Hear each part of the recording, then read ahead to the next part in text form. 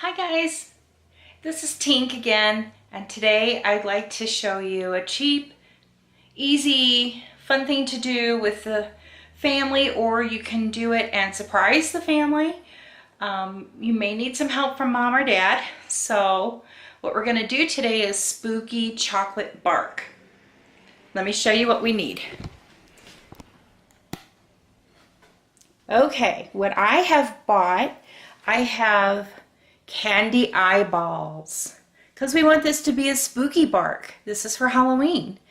I do have some Oreo minis, some mini Kit Kats, mini Reese's, and I know you find this strange, but you'll understand in a little bit.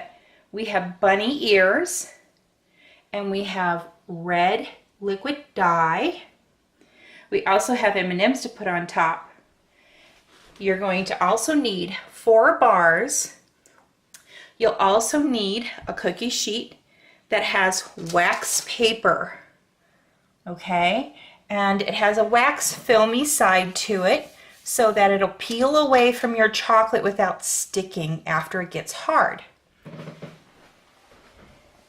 Depending on the type of chocolate you have, I'm making what we call a double boiler system. So hot water will be here, and our chocolate will go into this pot, which will sit in the water so that we don't burn the chocolate. It will be a soft heat so the chocolate won't burn. Okay? Okay, so the first thing that I'm going to do is I'm going to take my bunny ears. I'm going to cut one in half. I'm going to get another one. I'm going to leave this one whole, and maybe this one whole, and one more I'm going to cut in half. Okay? Now, to make it spookier, because bunny ears honestly are not spooky, we're going to cut with a spoon. We're going to cut little rounded parts right on top of each other so it looks like maybe somebody's bit into this ear. Okay?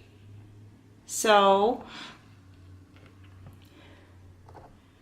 you want to kind of make it look like teeth mark is what I'm trying to get at, okay? Up, bitten out of. That looks good to me. So our next step is going to be to cut up all this chocolate, okay? So if you don't have the round chocolate disc I was telling you about from Wilton, which is in your Walmart section or cooking section, your baking section, then you'll have to use a knife. And you'll have to cut this by hand, which is not always fun. So let's get it started. Shoo, that was hard and long. Okay, once you have all the chocolate cut up, we're now going to put it in that secondary pot that I told you about that is going to hold our chocolate, and then that will be set inside the pot that's got hot water in. I've turned my water pot on and I'm getting it nice and warm so that our chocolate will melt slowly and not burn.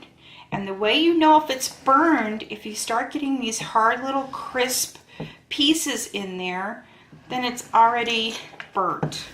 So you have to do this really slowly. Now, if you buy the chips that's in the bag from Wilton, they're melting chocolates, then you need to follow the instructions on there. Don't want to waste any chocolate. Okay. Now we're going to take our chocolate. We're going to bring it over to this pot. See, you can kind of see steam coming off of it. That's what we want. We want that to be warm, so that our chocolate starts to melt. Okay, so we have the pot. I'm going to set it in here just gently. I'm gonna let it sit for just a few minutes. You do not want to leave this alone. First, the pot will sink into the water, which you don't want. Water and chocolate does not mix. It causes it to harden immediately. So do not get water in your pot. My water's not boiling, but it's just warm enough that I can start to see it just slightly melting on the side of my pot.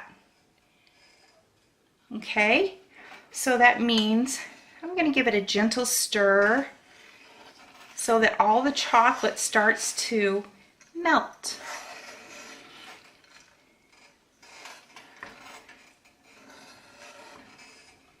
Now once your chocolate's melted, you're going to pour this into that cookie sheet. So it's going to get hard pretty quick. You're going to need to make sure all of your chocolates are open and ready for you to scoop out and put on your chocolate when it's on that cookie sheet. Okay, so all your candies need to be opened and ready to go. As you can see, my chocolate's getting glossy and it's starting to melt. Like I said, we don't want to overcook it and you don't want to put it on direct heat. Look, I have a nice thin chocolate. Okay, now we're going to get our cookie sheet. Okay, I have my cookie sheet, I have the chocolate, and we're now just going to pour it on. Scrape it all those sides because we want all that great chocolate in there. And like I said, we're just going to make a spooky bark for Halloween. You can do this for Christmas, guys. You can do this for any holidays, Valentine's Day. Just get the right kinds of chocolates and things that you want to put in it. Now I'm going to give it a little gentle shake, like earthquake, earthquake. I don't want it to get too thin. Now is the time I'm going to start putting on my different chocolates so that it's going to be colorful. It's going to have lots of flavors in it. And see how I'm just throwing them on? But I want to get them on quickly because that chocolate's going to start hardening. And then your candies and stuff won't stick anymore. And just mix it up. You won't use the whole bag of anything, okay? So, but you want to make sure you get stuff all over because you don't want any plain spots when you break your bark. I need another ear and an ear here maybe, and there. And we need some eyeballs. Of course we need eyeballs. I want to make sure they land up so people know they're eyes. And these are candy, just made out of sugar. And maybe you want to put a couple close to each other, or you want all of them to look close to each other so that people think something's looking at them. How cool is that? Oh, that one didn't fall right. Oh well, if I take it out now, it'll just be covered in chocolate. They won't see it anyway. Things happen. Okay, we got our...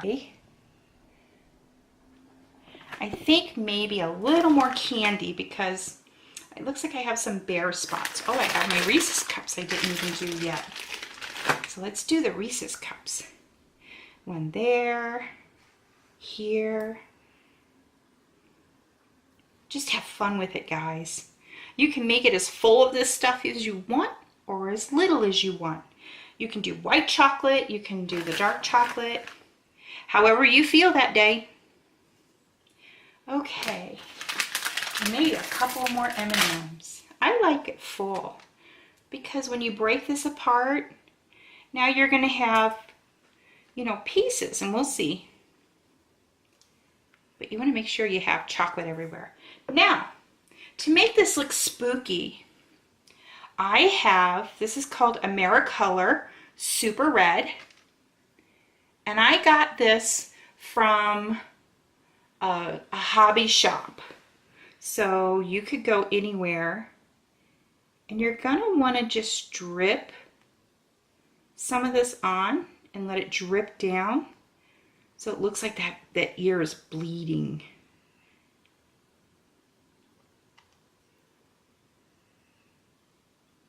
You know, where it got bit? Yeah. Now, the one thing about this is that this is gonna dye your mouth. You're gonna have a wonderfully red mouth if you do this. So just be aware. Tell people before they bite into this that their mouth is gonna turn red if they eat the ears that has the coloring on it. They may wanna take it off, especially if they're adults. They may not want their mouth to look red for a day. But you just get it so that it looks like it's dripping blood. Can you see that? It looks like it's dripping blood. Okay, now what you do, you let it set. And we wait for it to get hard. This could take about half an hour, depending on how cold things are. You could stick this in the refrigerator and move it right along. I think that's what I'm gonna do.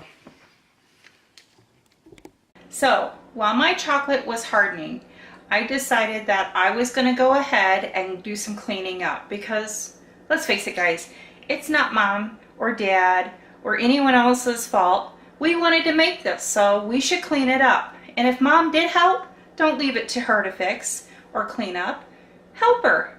So, I'm gonna prove.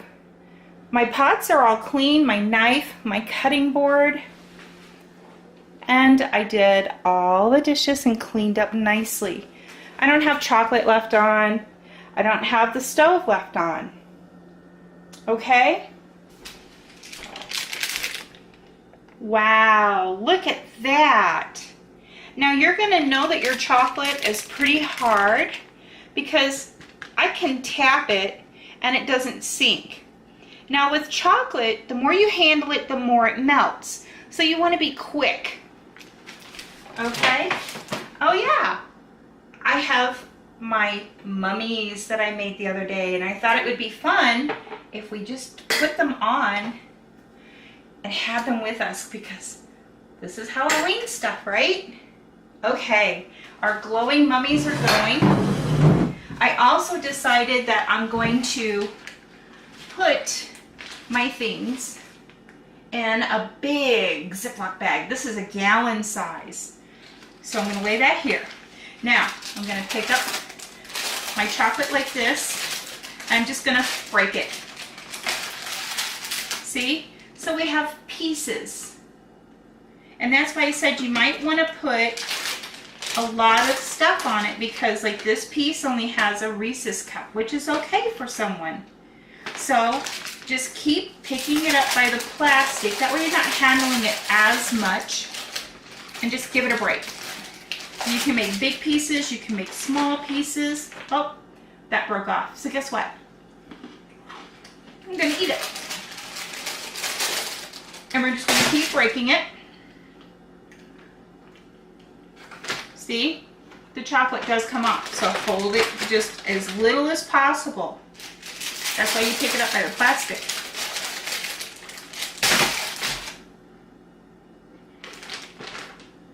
Oh nice, that ear broke in half, so it's going to make it look even messier. Alright. I throw this away. My cookie sheet's clean, so I don't have to wash it. And there you have it. We have our spooky bark. I'm going to take it over to my family's. We have family visiting, so we now have Halloween bark.